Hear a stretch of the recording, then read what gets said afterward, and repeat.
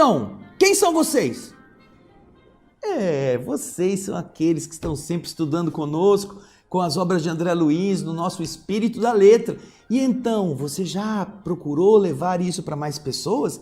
Fazer com que outros também possam conhecer como é bom ter vocês aqui no nosso programa, em mais uma etapa que vai terminar o capítulo 8º do livro Ação e Reação. Nós ficamos muito contentes com tudo aquilo que podemos aprender juntos. E eu recomendo que você possa se interessar por anotar, por fazer comentários no seu livro ou um papel à parte. Você vai fazendo um resumo, você vai deixando marcados os pontos principais para que numa situação em que você precise recorrer a eles por uma dúvida ou para ilustrar um comentário, ou mesmo aqueles que fazem estudos em casas de oração ou que queiram fazer determinadas abordagens em palestras, possam ter como fonte estas obras, porque são muito ricas. E vários temas são abordados em várias destas obras. Ou o mesmo tema pode aparecer do Nosso Lar, pode aparecer em Missionários da Luz, pode aparecer Obreiros da Vida Eterna. Então você tem uma riqueza muito grande que, se você condensa e com a sua identificação, você sabe onde estão, você pode encontrar em 2 ou 3 ou 4 obras aquele mesmo assunto sendo trabalhado pelos Espíritos. E é por isso que nós estamos falando para você aproveitar a leitura e fazer este estudo com as anotações que são importantes. Então agora, pegue o seu livro, vamos ver como termina o capítulo 8º. Aquele capítulo que nós começamos na semana passada, que fala da preparação do retorno. A Alzira vai voltar a ser a companheira do Antônio Olímpio para também ajudar o seu filho Luiz, que está sendo envolvido por grandes contingentes de espíritos obsessores. Agora, nós vamos voltar àquilo que está acontecendo. André Luiz e Silas estão próximos agora do Luiz, que está sentado fora do corpo. Ele dormiu, o corpo está na cama, mas ele saiu do corpo e está sentado num local, segurando as notas, aquilo que ele está manuseando, os bens dele, a riqueza. Silas e André estão ali vendo. Porém, como se houvesse um cachorro, como aquele cachorro Cérbero da mitologia grega, um cachorro de 3 cabeças que toma conta da porta do inferno, não é? Assim que Silas e André começaram a comentar a situação do Luiz, surgem 2 espíritos muito feios que se dirigem diretamente a eles e perguntam: quem são? Quem são vocês? E o Silas, de uma forma muito tranquila, respondeu. Acompanhe no texto agora. Somos amigos, disse Silas maquinalmente. Bem, disse o outro, nesta casa só entram aqueles que saibam valorizar o dinheiro. E, apontando a Luiz, acrescentou, para que ele não se esqueça de preservar a fortuna que é nossa. E eu, diz André, intuitivamente concluí que nós nos encontrávamos com Leonel e Clarindo, os irmãos espoliados de outro tempo. Vejam, já havia passado mais de 35 anos.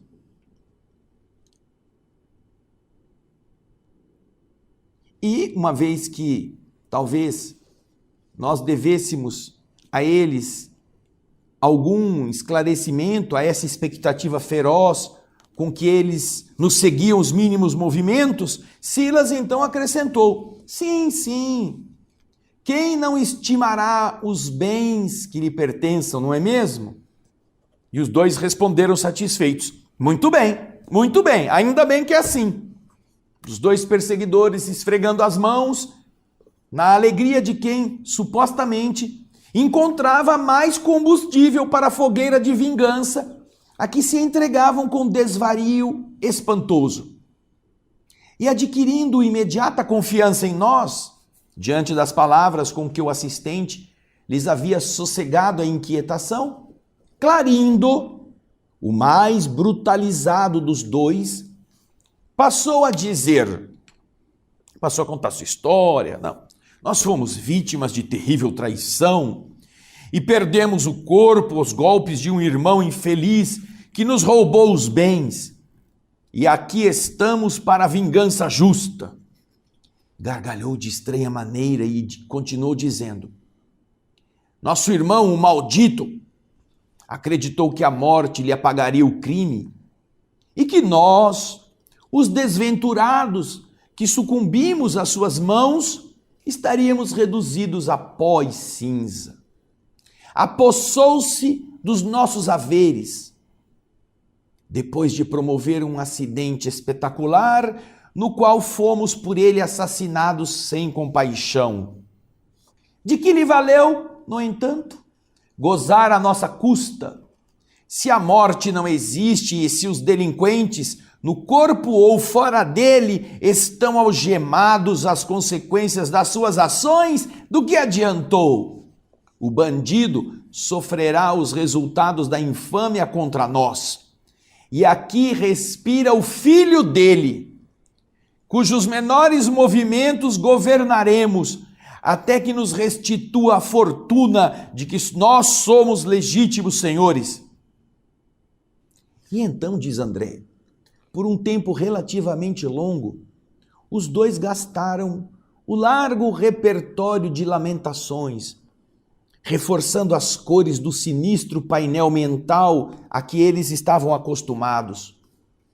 E talvez, cansados de martelar nas mesmas alegações, sem qualquer resposta da nossa parte, eles então confiaram-se a uma pausa mais longa, que Clarindo rompeu, dirigindo seu assistente em tom amargo. Vocês não admitem que nós temos razão? E Silas, enigmático, disse: sim, todos temos razão. Entretanto, atalhou Leonel algo cínico. Por acaso você quererá interferir em nossos propósitos? Que entretanto é este? E meu amigo, com inflexão jovial, disse: não, nada disso. Desejo simplesmente lembrar que por dinheiro já lutei excessivamente, crendo que o direito prevalecia do meu lado. E como essa observação algo dúbia, algo incerta, parece que chocava os interlocutores, o chefe da nossa expedição, o Silas, se valeu dessa expectativa natural e perguntou: amigos, vemos que esta casa permanece totalmente povoada de irmãos nossos ensandecidos, enlouquecidos. Todos esses que estão aqui, por acaso, são credores desta família infortunada? Todos esses espíritos aqui também têm créditos sobre esses que estão aqui, que eles estão perseguindo? O olhar inteligente que Silas me endereçou me deu a perceber que o inquérito afetuoso tinha um objetivo de entreter a confiança dos vingadores intrigados. Leonel, que me parecia o cérebro deste trabalho delituoso, foi rápido na resposta. Não, é que aqui, até agora, disse ele imperturbável, nós precisávamos dividir o tempo entre o pai e o filho. E por isso, colocamos aqui temporariamente esses usurários, esses agiotas, estes onzenários enlouquecidos, que, já estando fora da carne, apenas pensam no ouro e nos bens aos quais eles se afeiçoaram no mundo, de modo a nos favorecerem a tarefa. Acompanhando o Sovina, que nos obedece ao comando, esses espíritos o obrigam a viver, tanto quanto possível, com a imaginação presa ao dinheiro, que ele ama com translocada paixão. E aí o outro, meio magoado, Clarindo, informou: no entanto, o criminoso que nós estávamos localizados aqui nas trevas, o pai, o Antônio, nos foi arrebatado a vigilância, não sabemos onde ele foi parar agora. E então nós vamos dispor de mais tempo para acelerar a nossa desforra, a nossa vingança. Pagará o filho dobrado o preço, já que o assassino foi ocultado aos nossos olhos. Então já deu para entender. Eles estavam obsedando o pai nas trevas, 20 anos nas trevas, imagina isso, e o filho, que não teve nada a ver com o crime, mas também gostava do dinheiro. Aprendeu isso com o pai, porque o pai sobreviveu aos seus irmãos que ele matou por 15 anos.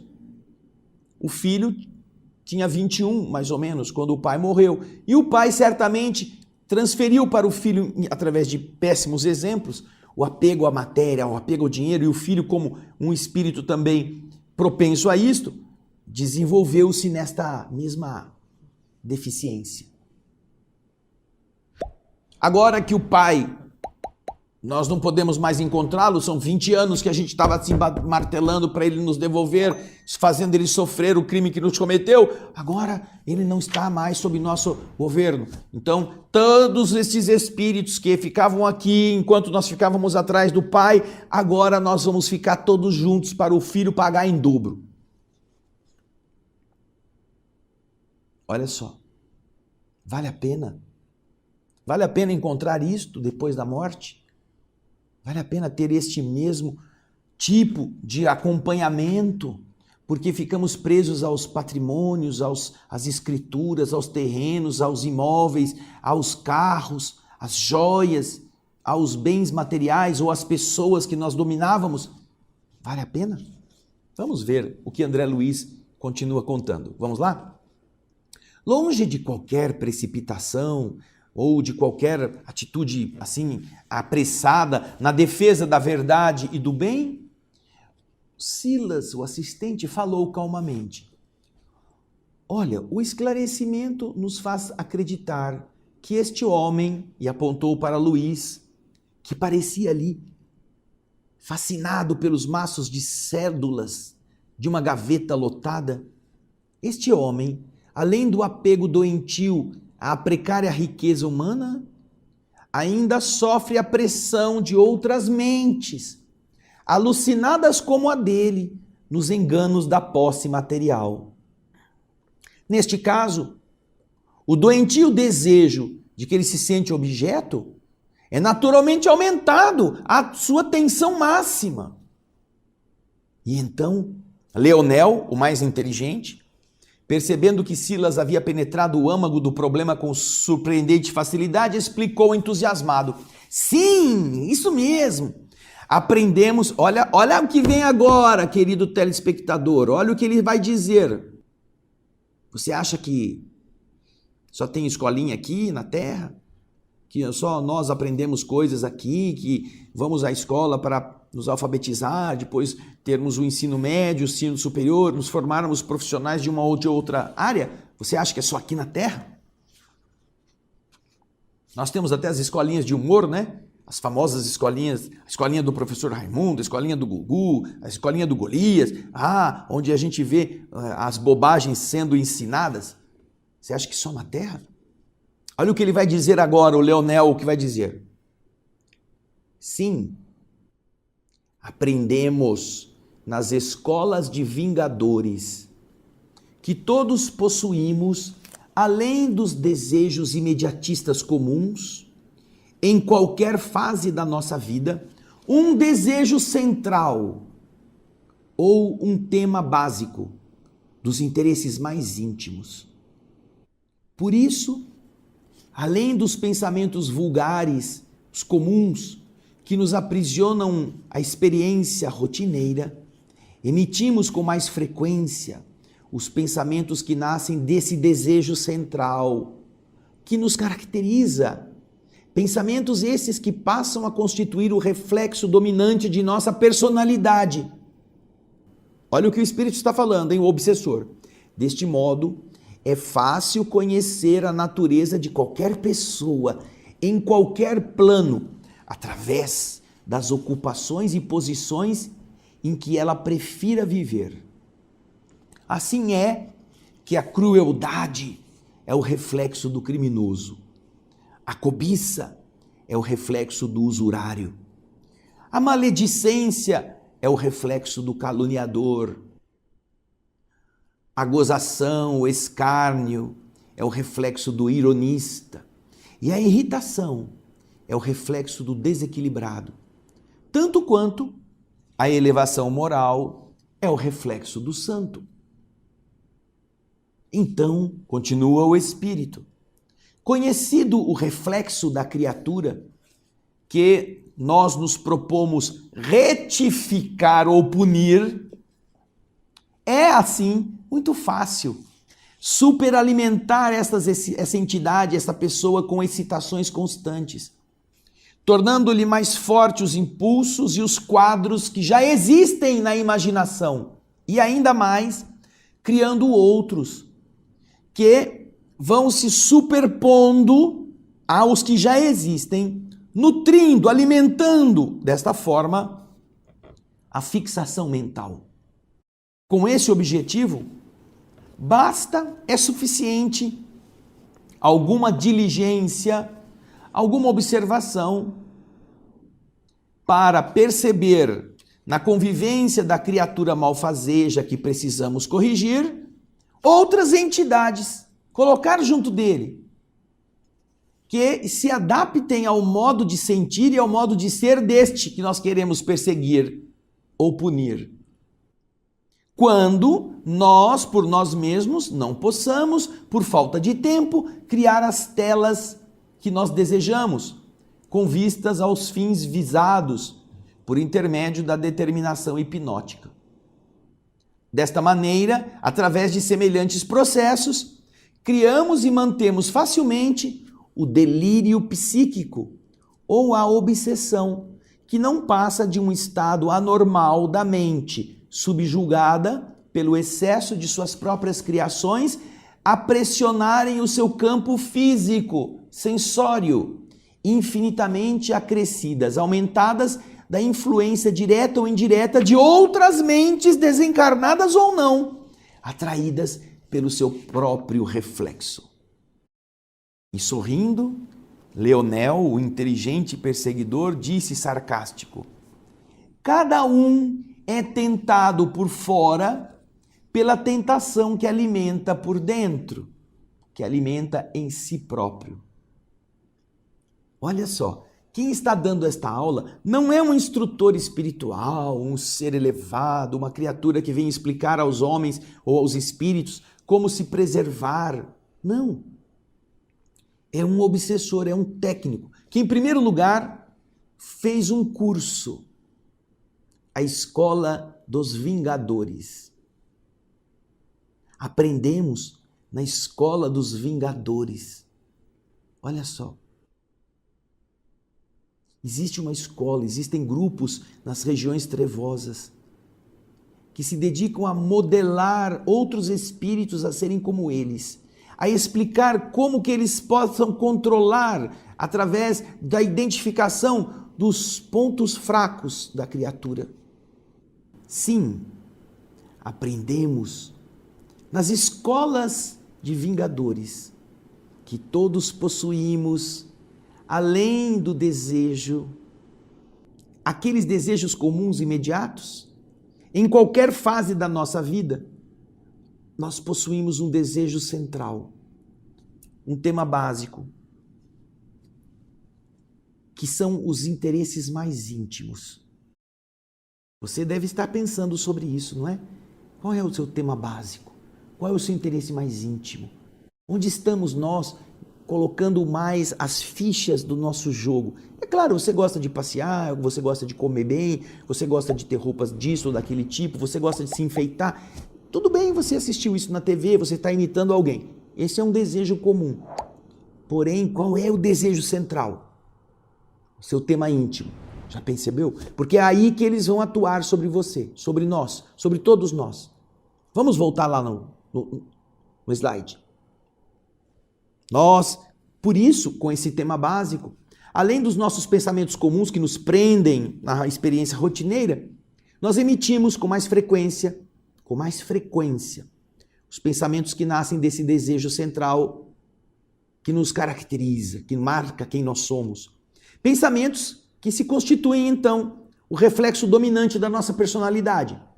Reflexo dominante. Nós temos os nossos diversos reflexos, mas há um que domina. Uma pessoa apegada ao dinheiro pode até fazer a caridade. Ela pode dar um cheque, ela pode dar no semáforo alguma coisa, ela pode dar roupa velha, mas ela está apegada ao dinheiro. Coisas importantes ela não se livra. Esse é o reflexo central. Vamos continuar aí. Desse modo, é fácil conhecer a natureza de qualquer pessoa, em qualquer plano, percebendo as ocupações e posições em que ela prefira viver. Aí ele vai dar exemplo. A crueldade é o reflexo do criminoso. Há pessoas que fazem maldades com os bichinhos, que gostam de matar passarinho, gostam de matar gato, pessoas que pegam os gatos, põem num saco e enchem de paulada. Ele não mata pessoas, ele está matando bichos, mas é o reflexo dele. É a arbitrariedade, é o desejo de submeter gente inocente a uma situação, criatura inocente a uma situação, fazer maldade com quem não tem defesa. Crueldade. O que mais? A crueldade é o reflexo do criminoso. A cobiça é o do usurário. A maledicência é do caluniador. A gozação, a tiração de sarro, aquela coisa toda é o reflexo do ironista. A irritação é do desequilibrado. Tanto quanto um espírito que é santo terá como reflexo uma elevação moral. Uma vez que a gente conhece o reflexo, é pronto, já sabemos por onde vamos entrar. Então nós passamos a trazer mais pessoas desencarnadas ou atraímos encarnados que possam juntar-se a ele para fazer aquilo que ele tem como reflexo principal ficar pior. Aumentando, como diz aí embaixo, nutrindo dessa forma a sua fixação mental. Ele já tem os pensamentos dele, nós aumentamos, colocamos mais coisa em cima e ele vai ficar com aquilo mais excitante, mais interessante, mais desejoso, fixando-se mentalmente nisso. Nós então vamos buscar esses que vão se adaptar àquilo que eles são no corpo de carne para que estas telas hipnóticas, essas imagens que nós queremos reforçar neles possam ser ampliadas com vistas aos nossos objetivos, fazendo com que o hipnotismo dessa fixação se torne ainda maior. A pessoa fica pior a cada dia por causa da projeção mental que sobre ela acontece. E então chegamos à frase em que, sorridente, inteligente, parecendo muito o Senhor de si, ele disse: cada um, e é uma verdade, é tentado por fora pela tentação que ele alimenta em si mesmo, por dentro. Aí André diz o seguinte: credo, eu mesmo estava perplexo. Nunca ouvira um verdugo, um perseguidor comum desses, com tanto conhecimento e consciência do seu papel. Tinha a impressão que estava assistindo a um curso rápido de sadismo mental, extravagante e frio. Já Silas, mais treinado do que eu no trato com esses irmãos daquela condição, não demonstrou qualquer sentimento de pesar ou de assombro na sua fisionomia serena. Entremostrando, porém, grande interesse em torno da preleção, considerou: sem dúvida, Leonel, a exposição é perfeita. Cada qual de nós vive e respira nos reflexos mentais de si mesmo, juntando, angariando, conquistando as influências felizes ou infelizes que nos mantêm na situação que buscamos. Os céus ou as esferas superiores são constituídos pelos reflexos dos espíritos santificados. E o inferno, e Leonel disse, o inferno é um reflexo de nós mesmos. Aí André está dizendo, bom, eu acredito que, como Silas estava sentindo que eu tinha um interesse nesse aprendizado, ele pediu ao irmão de Clarindo, Leonel, alguma demonstração prática do que ele havia afirmado teoricamente para o nosso estudo. Você pode mostrar como é que você domina esse cara aí? E Leonel, para mostrar que ele era o poderoso, claro, com imenso prazer. Vejam só, disse Leonel, o avarento, sob nossa vista, tem o propósito de comprar ou extorquir determinada gleba, determinada terra vizinha a qualquer preço, mesmo em se tratando de uma transação criminosa para valorizar as aguadas da propriedade que nos pertence. Ele quer ampliar para ter mais minas de água para enriquecer a nossa propriedade. Tratando-se de assunto no tema essencial da existência dele, que é a cobiça, facilmente recolherá as imagens que eu lhe deseje transmitir, utilizando-me da própria onda mental em que as suas ideias habitualmente já se exprimem. E então, diz André, passando das palavras à ação, colocou a mão sobre a cabeça de Luiz, mantendo-se na posição, nessa profunda atenção do hipnotizador governando a presa. Vimos então o pobre amigo, o Luiz, que havia se desligado do corpo físico, arregalar os olhos com a volúpia do faminto que contempla um prato saboroso à distância, e exibir uma careta de maldade satisfeita, falando com ele a sós, como se ninguém estivesse ouvindo. Agora, as terras são minhas, muito minhas. Ninguém vai concorrer com meus preços, ninguém. Logo após, afastou-se rápido, com a expressão indefinível de um louco. Acompanhamos Luiz até a saída. E da extensa varanda podíamos vê-lo indo na direção, avançando com pressa e desaparecendo por fim no grande maciço de arvoredo próximo, na direção da fazendola fronteiriça. E Leonel, contente, disse: vocês viram? Transmiti a ele, ao seu campo mental, um quadro fantástico, através do qual as terras do vizinho estariam em leilão, caindo-lhe, enfim, nas unhas. Bastou que eu mentalizasse uma tela nesse sentido, uma imagem mental, arquitetando o sítio à venda, para que ele a tomasse como uma realidade indiscutível. Porquanto, em se tratando de nosso reflexo mental, somos induzidos a acreditar naquilo que desejamos que aconteça. Tão logo termine o fluxo controlado de minha influenciação hipnótica, ele vai retomar ao corpo carnal, lambendo os beiços, na certeza de haver sonhado com a falência da granja sobre a qual pretende um título de posse. Ele vai acordar com este sonho. Ele vai acordar com esse projeto.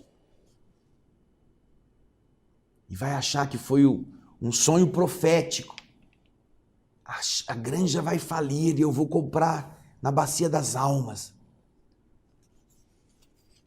Silas, então, com a intenção manifesta, acrescentou serenamente: sim, estamos diante de um processo de transmissão de imagens, até certo ponto parecido aos princípios dominantes na televisão, no reino da eletrônica, que atualmente está em voga nos planos terrestres.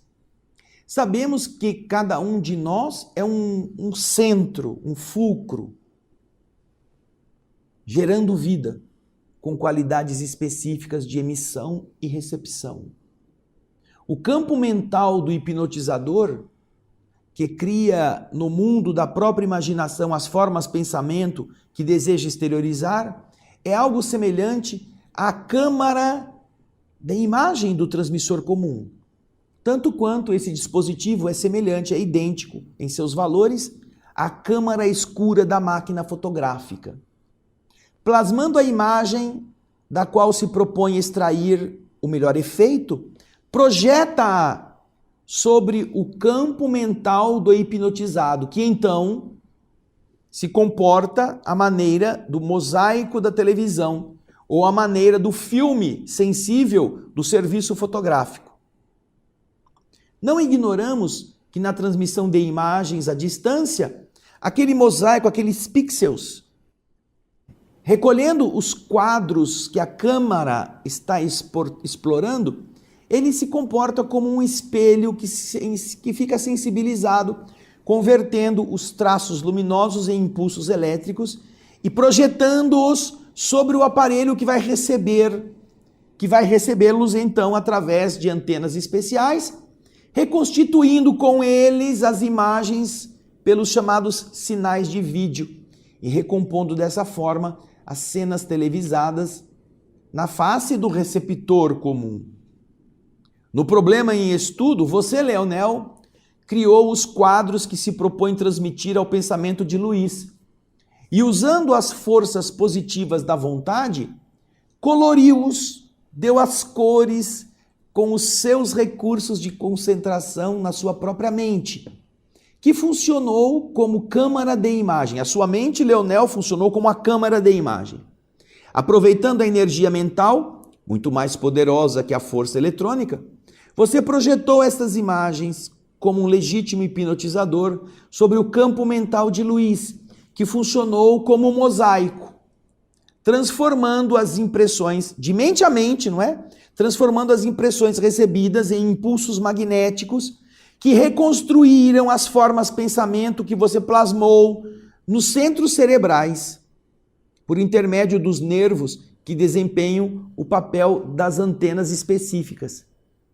E com isso, fixaram as particularidades, elas tomaram forma, tomaram a imagem na esfera dos sentidos dele, num perfeito jogo alucinatório, em que o som e a imagem se entrosam harmoniosamente, como acontece na televisão, em que a imagem e o som se associam com o apoio eficiente de aparelhos ligados uns aos outros, apresentando no receptor uma sequência de quadros que poderíamos considerar como sendo miragens técnicas. É uma explicação agora mais elevada em nível, de alguém que entende, que sabe explicar para os dois ali e para nós mesmos, né? Como que a transmissão dessa imagem mental através da hipnose chega na mente do hipnotizado. O cara é um aparelho, como se fosse a câmera no estúdio, ele cria a imagem, está filmando, ele mesmo projeta, ele quer ver o quê? Ele quer aquele terreno, está em leilão, então ele cria a imagem, a pessoa, o dono que está indo no leilão, aquilo vai se transmitir para a mente do rapaz. Essa mente capta aquilo e tem, através das antenas que são os nervos adequados, a capacidade de solidificar, de cristalizar em forma imagem na cabeça dele. E já vem com som acoplado, já vem com tudo, com o movimento, é uma coisa assim perfeita, graças ao poder mental. Lembram-se que lá nos Domínios da Mediunidade, no capítulo 1, André Luiz nos ensina que a mente gera plasma sutil, que a imagem é um ser organizado que tem forma e direção, e a vontade imprime movimento e destino. Ele está falando exatamente isso. Aí André Luiz, né, assim, tentando disfarçar a admiração que ele está tendo pelo Silas, né, ele diz o seguinte, olha, os dois vingadores, tanto quanto eu mesmo, registramos o esclarecimento sumamente surpreendidos. O assistente Silas, psicólogo, havia se valido de uma argumentação à altura daquela que nós havíamos ouvido na boca de Leonel, certamente para informar a Leonel de que ele também, Silas, conhecia os processos da obsessão em seus detalhes. Leonel, admirado, abraçou-o e exclamou: companheiro, companheiro, de que escola você vem? Sua inteligência nos interessa. O chefe de nossa expedição, então, diz André, pronunciou alguns monossílabos e me chamou para sairmos, alegando que tinham serviços a fazer.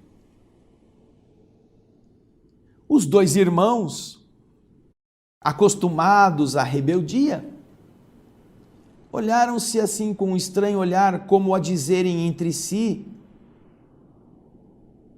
que nós deveríamos pertencer a algum núcleo infernal distante e que então não seria muito bom a gente, os dois, nos molestarem. Ou seja, poxa, o cara sabe bem, deve ser de algum núcleo que a gente não conhece, esse povo é meio perigoso, é melhor ser amigo de gente assim do que a gente ficar espezinhando ou criando dificuldade. Então, aceitaram que nós nos afastássemos, porém, insistiram conosco. Venham aqui, olha, volte amanhã aqui, ó, para a gente trocar ideias. Vocês voltam aqui, a gente conversa, a gente tem coisas interessantes, vocês também podem falar coisas boas para nós. E Silas, depois de ter sido convidado pelos obsessores, consentiu com evidente satisfação. Mais alguns minutos se passaram e o assistente, junto comigo, retirou Alzira e Hilário para fora do casarão, o que fez com que todos nós voltássemos à mansão. O prestimoso servidor do bem, na viagem de volta até a mansão, mantinha-se silencioso, pensando. Contudo, diante da minha perplexidade, ele tornou mais clara as suas ideias. Respondendo: olha, André, não, ainda é cedo para apresentar Alzira aos infortunados verdugos. Pela conversação de Leonel, percebi que cruzamos o caminho de duas vigorosas inteligências, cuja modificação inicial precisa ser feita com amor para realizar-se com segurança. Nós voltaremos amanhã, sem a presença da nossa amiga, para um entendimento mais estável e, por isso mesmo, mais valioso. Passei dessa forma a esperar ansiosamente pelo dia seguinte. Pelo dia seguinte, nós também vamos esperar ansiosamente. Vai ter continuidade no capítulo 9, quando vamos aqui encontrar a história de Silas. Silas, esse assistente. Vamos descobrir algumas coisas muito interessantes. Vamos perceber que não existem, assim, casualidades. Causa e efeito, ação e reação. Vamos aprender que o universo não é casual, o universo é causal.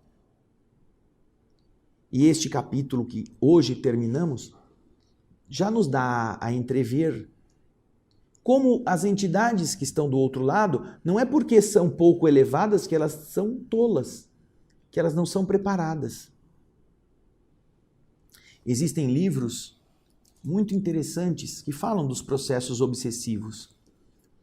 Um deles, do professor Hermínio Miranda, se chama Diálogo com as Sombras.